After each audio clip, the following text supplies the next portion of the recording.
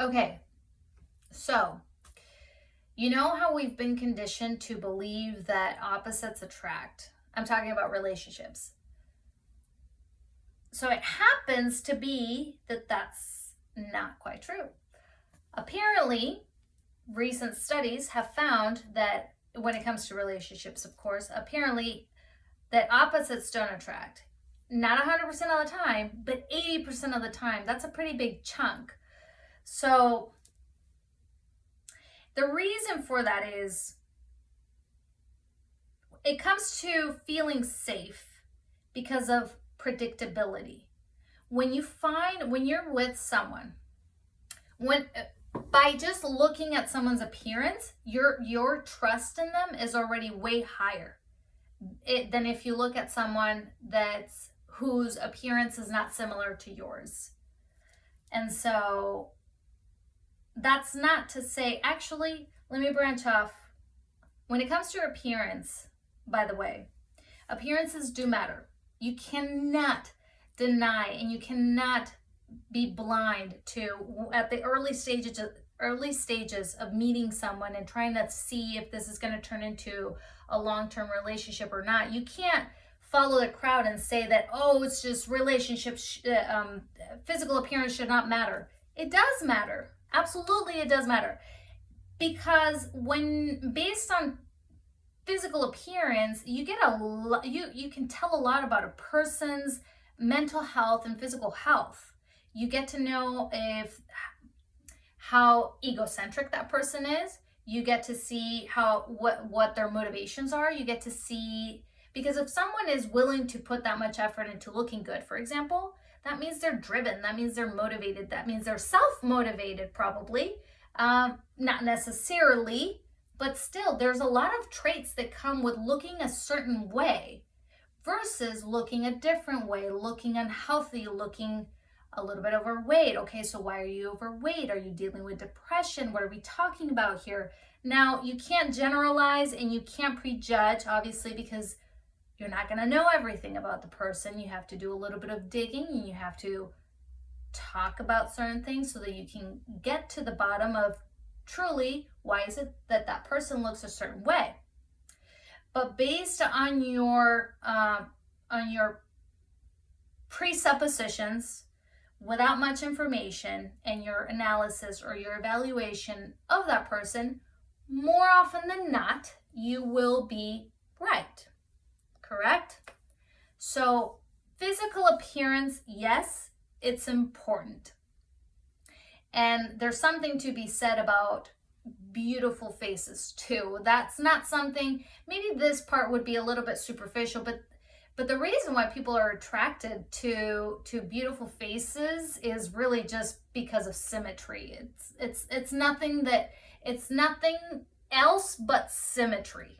So anyway, that's something that I wanted to kind of get into. So the reason why people like themselves is because of safety and predictability, and because when you bump into someone that doesn't have the same values, the same beliefs, the same anything like you, you just don't know what to expect.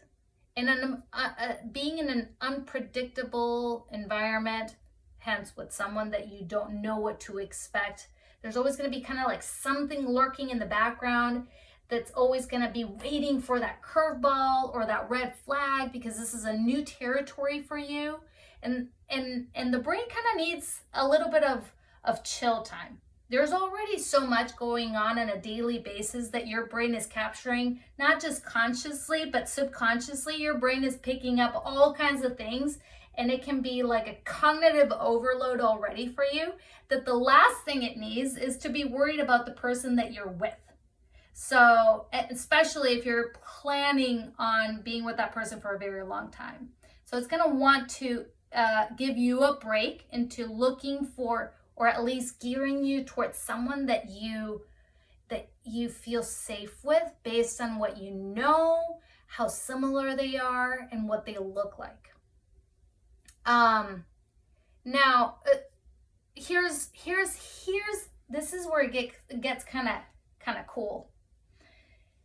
Yes, you want to be with someone that's similar to you, but at the same time, you don't want them to be too similar to you, because when they're a copy paste version of you, per se, you stop growing.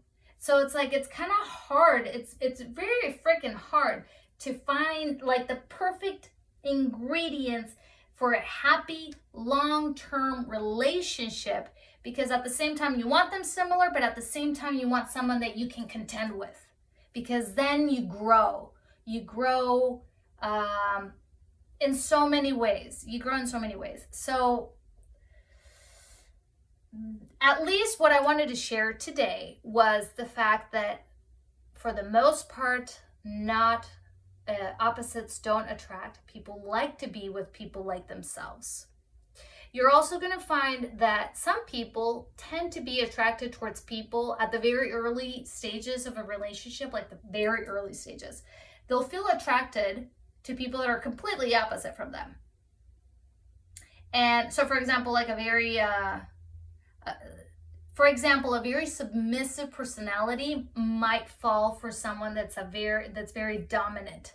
And that's the second part of people like themselves. That's something that I learned in sales. People like themselves. That's part one.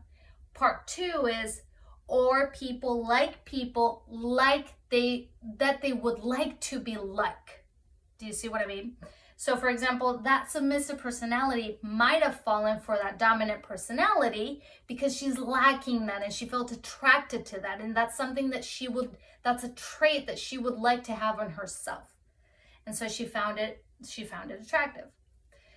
Now, if that person ends up being in a very long-term relationship with this other person and they end up getting married, then obviously you can see how that might clash, because someone that's dominant is going to obviously dominate the submissive, and the submissive might be seen as a pushover, and they're not going to like that, and they're going to clash, and then maybe just divorce or whatever. So it's a very slippery slope, I guess, when it comes to relationships.